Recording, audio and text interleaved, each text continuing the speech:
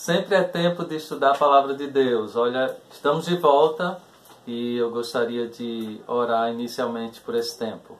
Senhor, obrigado por essa oportunidade novamente, pedindo que o Senhor continue nos guiando, nos ensinando e nos ajudando a entender, Pai, a Tua vontade para as nossas vidas. Em nome de Jesus. Amém.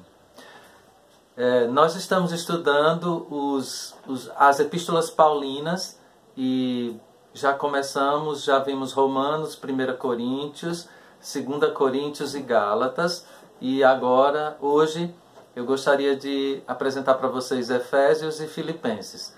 Já vou dizendo para você que é muito difícil falar rapidamente sobre esses dois livros, que são ricos de doutrina, e ao mesmo tempo que nós temos muita doutrina nesses livros, nós temos também todas elas apresentadas, mas de uma maneira para a vida prática. Então realmente são extremamente desafiadores e a leitura desses livros realmente são muito importantes para nós, tá bom? Então, começando com Efésios, aqui, então, um tema dentro de Efésios seria esse, viver em unidade. A palavra-chave no livro é graça, realmente, porque é daí que vem tudo mais na vida do crente. E aqui um pedacinho do texto de Efésios 2:8 que diz: pela graça sois salvos mediante a fé. Não é por obras, não é por merecimento nosso, mas unicamente pela graça que nós somos salvos quando a gente confia naquilo que Cristo fez, né? Então quem escreveu foi Paulo para os crentes de Éfeso, enquanto ele estava preso em Roma, tá? Então Éfeso era uma das cidades mais importantes da região na época e que fica exatamente onde é a Turquia hoje, tá bom? A cidade de Éfeso era muito importante porque ela era passagem de várias rotas comerciais. Então muita gente passava pela cidade, uma cidade portuária, então isso trazia muito movimento à cidade. Havia um templo para adoração a Diana, que era deusa dos romanos, tá? Paulo ele pregou durante 3 anos nessa região. Em Atos capítulo 20, versos 17 a 38, ali há um relato da despedida de Paulo, desses irmãos, entre Paulo e esses crentes, os líderes da igreja de Éfeso, e você pode até observar uma despedida bem emocionante, porque eles sabiam que não seria mais possível se encontrar, porque Paulo estava ciente de que a partir dali ele estava caminhando para a prisão, da qual ele não sairia. Então, a mensagem, resumindo a mensagem desse livro, então, nós temos inicialmente bênçãos decorrentes da salvação, dentre elas a adoção como filhos de Deus, passamos a ser herdeiros de Cristo, também o selo do Espírito Santo, o fato de fazermos parte do corpo de Cristo, a igreja. Outra mensagem é o fato de que somos salvos pela graça e para as boas obras, e não pelas boas obras. Nós somos salvos pela graça para as boas obras. Também há uma palavra muito forte e desafiadora quanto à unidade desse corpo, a prática dos crentes nos diversos relacionamentos com outros crentes, com os dons, com a vida passada, com o mal, com o Espírito Santo, em relação à vida familiar, no relacionamento de hierarquia entre senhores e servos. Então, esse livro traz muita informação e desafios nessa área.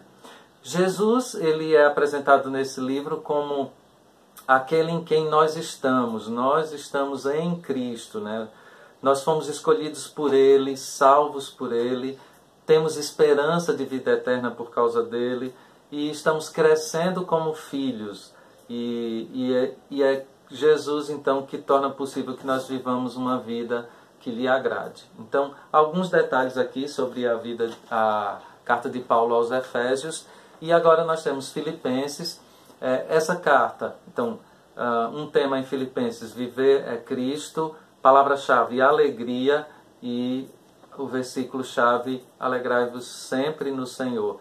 Então, um desafio tremendo, porque a Bíblia diz que a gente não deve se alegrar quando é possível, né? Diz sempre, né? Porque a nossa alegria não pode estar nas pessoas, nas circunstâncias, mas em Cristo. E aí assim a gente consegue.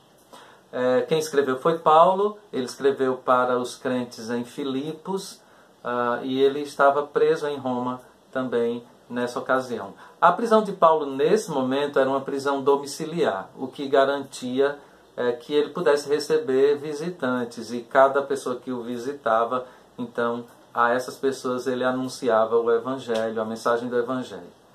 A cidade ela recebeu esse nome de Filipos por causa como homenagem ao rei Filipe II, que foi o pai de Alexandre o Grande. Tá? Era uma cidade próspera e era uma colônia romana. Tudo indica que nessa cidade não havia muitos judeus nessa época. A mensagem desse livro. Então, Paulo escreve agradecendo o apoio que essa igreja deu a ele, inclusive durante esse período em que ele estava preso, através de suas ofertas e de encorajamento. Paulo ensina aqui também que nós podemos ser felizes em qualquer circunstância. Ele fala também da maneira como ele estava pronto para morrer ou viver por Cristo. Então, até porque essa era a razão da existência dele, viver para Cristo. E ele fala também aqui, nós temos aquele texto fantástico quando fala sobre a humildade, e ele coloca a humildade de Cristo como padrão para nós, como referência no capítulo 2. Também ele faz uma advertência contra os falsos mestres. E então Paulo sempre cuida muito com essa questão do zelo pela palavra, para que os crentes andassem com base numa doutrina sã. E esse é um desafio para nós também, obviamente, de conhecermos cada vez mais a palavra, para não sermos confundidos com tantos ensinamentos falsos, e nos nossos dias não é diferente. Ele fala também sobre ansiedade, fala também sobre o desafio do contentamento, né? Então são muitos desafios que a gente encontra nesse livro. Agora, eu queria, antes de fechar a carta aos Filipenses, eu queria lembrar 2 versículos muito importantes nesse texto. Um deles é o verso 13 do capítulo 4, que é muito mal interpretado nos nossos dias. Ele diz ali, tudo posso naquele que me fortalece. Nós temos muitos grupos, muitas pessoas utilizando esse texto como motivo para afirmar que nós podemos qualquer coisa em Cristo, e por isso nós podemos sair determinando coisas, declarando, e Deus vira um empregado dos nossos desejos e da nossa vontade. Observe que, se você olhar os versículos anteriores, Paulo acabou de dizer, eu tanto sei estar humilhado como exaltado, como a ter coisas, não ter coisas. Então, quando ele chega aqui no verso 13 e diz, eu posso todas as coisas naquele que me fortalece, ele está dizendo que ele pode passar por qualquer circunstância, porque ele não depende disso. A alegria dele não está nas circunstâncias. Então, esse texto não está dando margem aqui para a gente sair dizendo que agora Deus vai nos dar tudo o que a gente quiser. Ok? Nós devemos buscar a vontade de Deus para a nossa vida. E um outro texto está no capítulo 4 também, mas o verso 8. Aquele texto que é bastante conhecido quando Paulo diz, tudo que é verdadeiro, respeitável, justo, puro, amável, de boa fama. Aí ele diz assim, se alguma virtude há, se algum louvor existe, seja isso que ocupe o vosso pensamento. Aí eu queria só lembrar para você que essa palavra se, nesse contexto, no português, traz uma ideia de dúvida. Mas, de acordo com o texto grego, aqui nós não temos uma condição de dúvida, nós temos uma condição de fato. Então, seria melhor dizer o seguinte, sendo que há virtude nisso, sendo que há louvor nisso, seja isso que ocupe o vosso pensamento. Tá? E aí eu queria lembrar que toda vez que você tiver essa ocorrência do se, então você pense que existe essa possibilidade. A gente só pode identificar observando o texto grego, tá? Que aí a gente vai observar qual é o se que está sendo usado no grego, porque no grego existem 2 se, né? No português não. Então por isso que dá essa margem de dúvida aí para a gente, ok? Então, sendo que a virtude, sendo que a louvor, seja isso que ocupe o vosso pensamento. Aí eu queria lembrar que a nossa mente é fantástica, mas Deus fez algo maravilhoso. A gente só pode pensar uma coisa de cada vez. Então, cada vez que estivermos pensando numa coisa que não vale a pena, cada vez que a nossa mente esteja ocupada com pensamentos ruins que não nos ajudam, a palavra diz, ocupe o pensamento com uma coisa boa.